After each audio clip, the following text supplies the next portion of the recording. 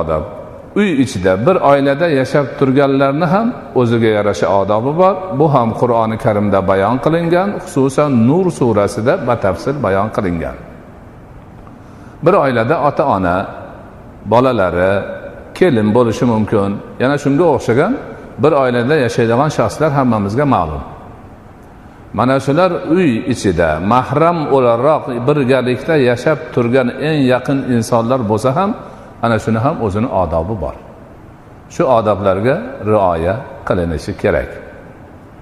Ota-onaning o'zini alohida xonasi bo'lsa, voyaga yetgan o'g'il qizlari u xonaga ruxsatsiz kirmaydi. Ruxsatsiz kirishi mumkin emas.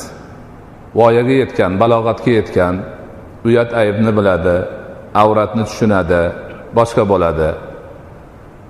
Ana Rasul akram alayhisolatu vasallam shu hadisni aytib, ota-onani oldiga ularni ruxsatsiz kirib bo'lmaydi deganda sahobalardan bittalari, onam qari insonlar, men u kishini xizmatini qilib turaman, har kirganimda ruxsat so'raveramanmi deganda, nima bo'lmasa onangni kiyimsiz holda ko'rmoqchimisan deganlar.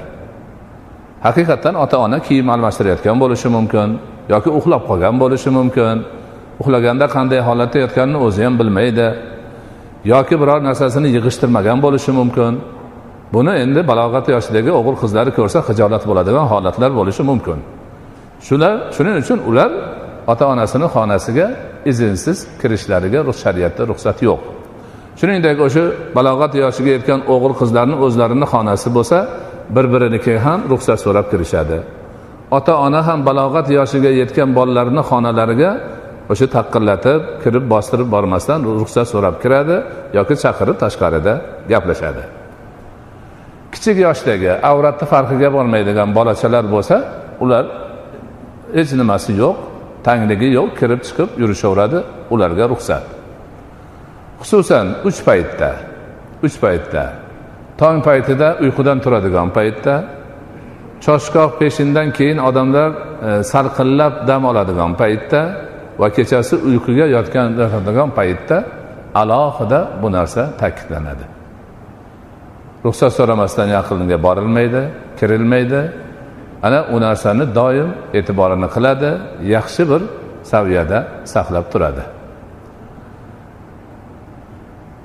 Bir oilada yashayotgan insonlar, ota-onalar, farzandlari, kelin-kuyovlar va boshqalar har demak muomalalarida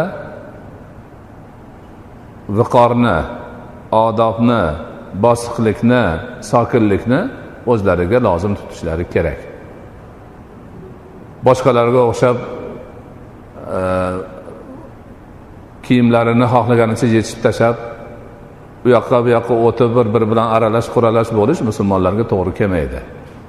Hamma o'zini demak hayo bilan ushlab, kiyimini ehtishom bilan kiyib, muomalalari hamma tarafi go'zal bo'lishlari kerak.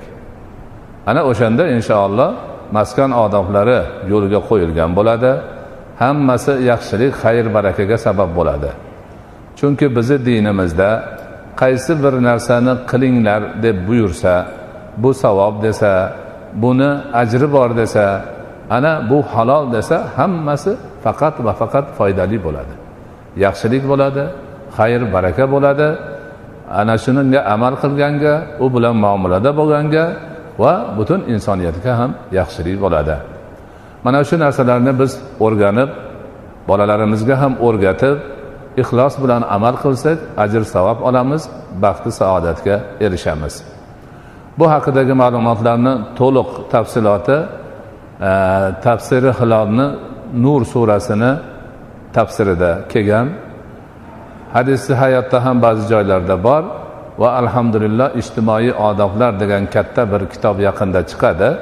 Ana shunda alohida maskan odobi degan sarlavha ostida mana shu aytilganlarga yana bir necha marta ko'p ma'lumotlar bor.